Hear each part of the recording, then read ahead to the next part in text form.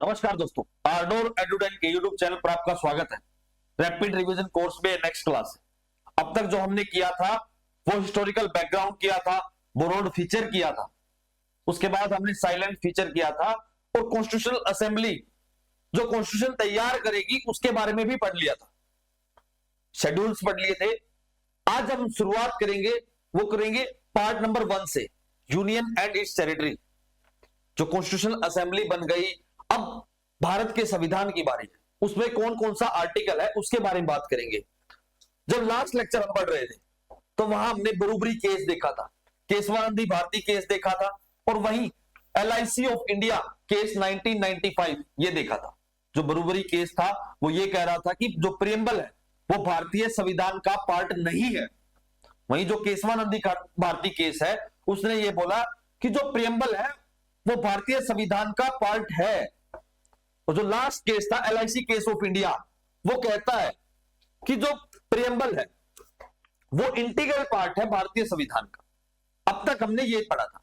जब पहले आर्टिकल की हम बात करते हैं, जो पहला आर्टिकल है यूनियन एंड इट्स टेरिटरी, इन दोनों के ऊपर बात करता है।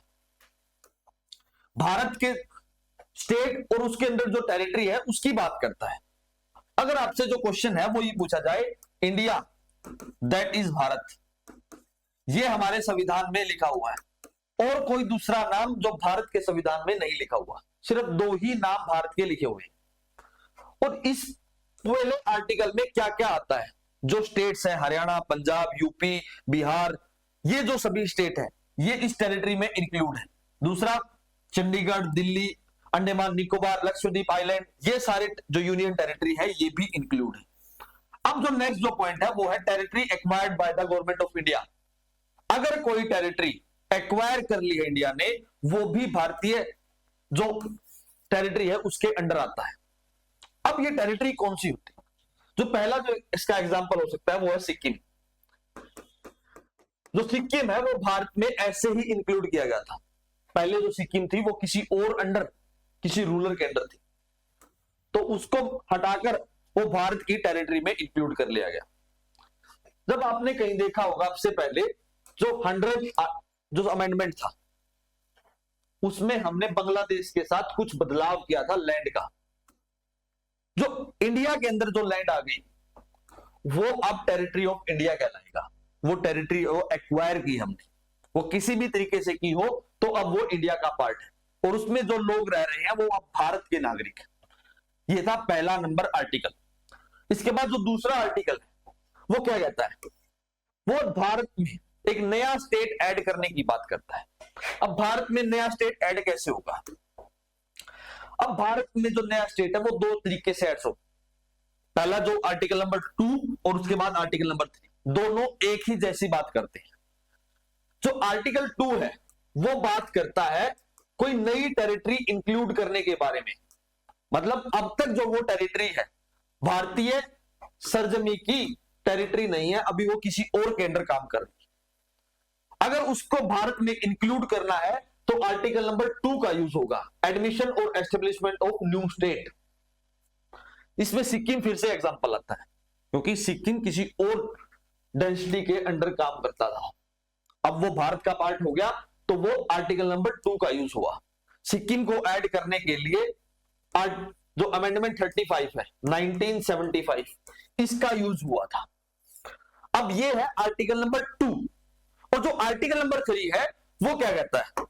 आर्टिकल नंबर 3 कहता है अगर भारत की जो टेरिटरी है, जो 32 लाख स्क्वायर किलोमीटर जो टेरिटरी है, अगर उसमें ही कुछ चेंज करना हो, उसमें से ही काट पीट कर कोई नया स्टेट बनाना हो, जैसे तेलंगाना बना है, हरियाणा बना था पंजाब से टूटकर, तो ये जो टेरिटरी जो हमने तोड़कर बनाई है इसमें आर्टिकल नंबर 3 का यूज होता है, फॉर्मेशन ऑफ न्यू स्टेट और अल्टरेशन ऑफ एरियाज। अब आप लोगों का क्वेश्चन मार्क होगा यहां कि ये जो प्रोसेस है कैसे नया स्टेट बनता है, उसका भी तो एक प्रोसेस होगा। उसका प्रोसीजर इस प्रकार होता है, अगर मान लीजिए ये जो यूपी है, यूपी के अंदर 4 स्टेट की मांग रहती है हमेशा, भाई 4 स्टेट होने चाहिए यूपी के अंदर। मतलब जो इतना बड़ा यूपी है वो 4 स्टेट में बटा होना चाहिए। अगर ये यूपी 4 स्टेट में बटेगा, तो उसके लिए जो स्टेट लेजिस्लेटिव असेंबली है वो उसको 2/3 मेजोरिटी से पास करेगी, जो वहां की स्टेट असेंबली है। 2/3 मेजोरिटी का मतलब मान लीजिए 100 आदमी है, उसमें से 66 लोग 2/3, ये होता है 2/3। इस मेजोरिटी से अगर वो बिल पास होगा तो आगे चलकर ये 2/3 की मेजोरिटी का जो बिल है वो पार्लियामेंट के पास जाएगा, और पार्लियामेंट से भी अगर पार्लियामेंट में जाएगा उससे पहले भी वो प्रेसिडेंट के पास जाएगा। जब ये प्रेसिडेंट के पास जाएगा तो प्रेसिडेंट की दो बातें आती हैं, या तो उस बिल को एक्सेप्ट करके ये बोल दे कि पार्लियामेंट इस पर काम कर रहे, या फिर उसको वहीं से रोक दे कि कोई नया स्टेट नहीं बनेगा। अगर ऐसा होता है, अगर कोई नया स्टेट नहीं बनता है, तो ये जो बिल स्टेट लेजिस्लेटिव असेंबली के द्वारा पास किया गया है तो ये वहीं से खारिज होता है। अगर जो प्रेसिडेंट है वो ये कहते हैं कि हां नया स्टेट बनना चाहिए, तो वो बिल अब पार्लियामेंट के पास जाएगा। जैसे ही वो बिल पार्लियामेंट के पास जाएगा तो पार्लियामेंट को सिंपल मेजोरिटी से पास करना होगा। अब सिंपल मेजोरिटी का मतलब क्या है? सिंपल मेजोरिटी का मतलब होता है 50% और +1। कोई भी मेजोरिटी हो उसमें 50% और +1 की मेजोरिटी से अगर वो बिल पास होगा तो इसका मतलब हो गया कि नया स्टेट बनने को तैयार है। एग्जाम्पल तेलंगाना 2014। अब आप बोलोगे कि जो जम्मू कश्मीर है और लद्दाख है वो कैसे बना? वो स्टेट रीऑर्गेनाइजेशन बिल हुआ था। जो जम्मू कश्मीर है वो पहले से हमारे इंडिया का पार्ट हुआ था, तो वहां जो आर्टिकल नंबर 3 का यूज हुआ था। अगर हम पाकिस्तान का कुछ पार्ट अपने ऐड करना चाहते हैं तो वहां आर्टिकल 2 का यूज होगा। ये था आर्टिकल 2 और 3। अब हम बात करते हैं आर्टिकल नंबर 4। अगर आर्टिकल 2 और 3 में ही कोई चेंज करना है, अगर आर्टिकल 2 और 3 में कोई चेंज करना है तो वहां आर्टिकल 4 का यूज होगा।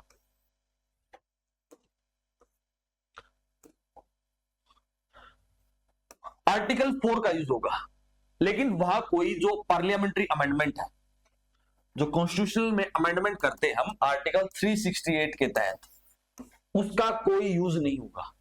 सिर्फ ये सिंपल मेजोरिटी से एक बिल पास होकर जो एक्ट बन जाएगा, जो आर्टिकल 4 में यूज होता है।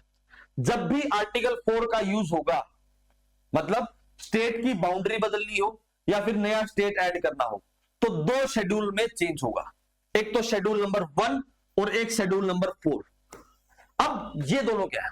मैंने आपको शेड्यूल्स पढ़ाए थे। जो शेड्यूल है वो यूनियन एंड इट्स टेरिटरी, जो हमारी जो यूनियंस है मतलब जो स्टेट्स हैं उसके बीच जो चेंजेस होंगे वो है आर्टिकल जो शेड्यूल नंबर 1। और जो शेड्यूल नंबर 4 है वो क्या कहता है? Allocation of seats of Rajya Sabha. Rajya Sabha के अंदर हमारी सीट्स का बंटवारा है, तो उनका भी बंटवारा करना होगा पॉपुलेशन वाइज। अगर कोई नया स्टेट बना है उसमें कुछ जो पॉपुलेशन है, मान लीजिए यूपी में 31 सीट्स है, अगर 12 सीट्स का एरिया अब नया स्टेट बन गया है, तो जो नया स्टेट बना है तो अब उसमें 12 सीट और जुड़ गई, और ये 31 से कम होकर 19 रह गई। ऐसा चेंज होता है वो शेड्यूल नंबर 4 में होता है। आर्टिकल 1 to 4 मैंने आपको बताए, लेकिन जो स्टेट है वो कौन कौन सा बना और कब बना, ये एक सबसे बड़ा क्वेश्चन मार्क रहता है और पेपर में भी आता है। लेकिन इससे पहले हमें समझना होगा 3 कमेटी का मैटर। 3 कमेटी कौन सी? सबसे पहली जो कमेटी थी वो है धर कमेटी, जो जून 1948 में आई थी। इसका जो मेन मोटिव था ये था कि जो स्टेट है उनको बनाना है, नए स्टेट को बनाना है, तो कैसे बनाया जाए?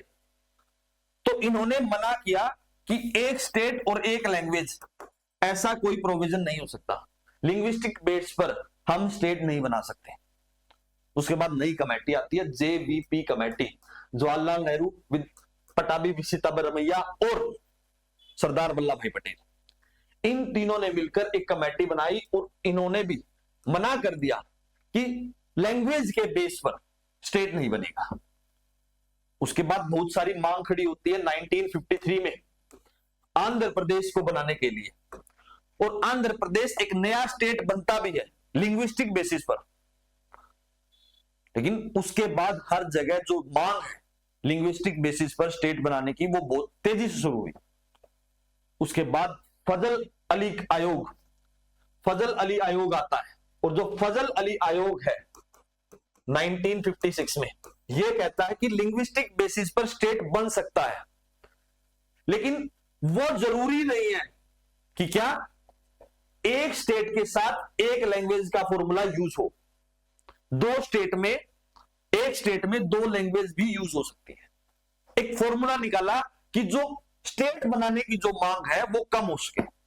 उसके बाद आता है स्टेट रीऑर्गेनाइजेशन बिल 1956, और यहां पर आकर अब जो इंडिया के अंदर 14 स्टेट और 6 यूनियन टेरिटरी बन चुकी थी। वहां पर गुजरात महाराष्ट्र भी अलग हो चुके थे, और मध्य प्रदेश का भी एरिया अब थोड़ा सा कम हो चुका था।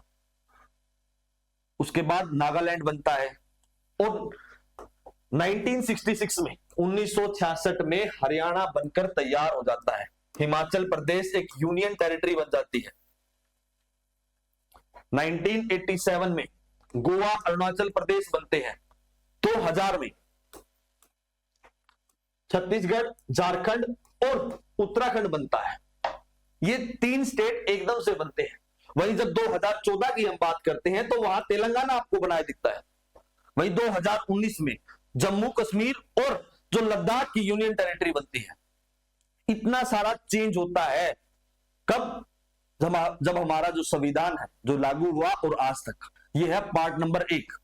इसके बाद बात करेंगे सिटीजनशिप की, वो हम नेक्स्ट वीडियो में आपसे बात करेंगे। थैंक्स टू ऑल, और प्लीज सब्सक्राइब टू आरडोर। आपसे रिक्वेस्ट है, आरडोर एडुडेंट के यूट्यूब चैनल को सब्सक्राइब कीजिए, शेयर कीजिए, ताकि हमें बहुत सारा मॉरल सपोर्ट मिले। धन्यवाद।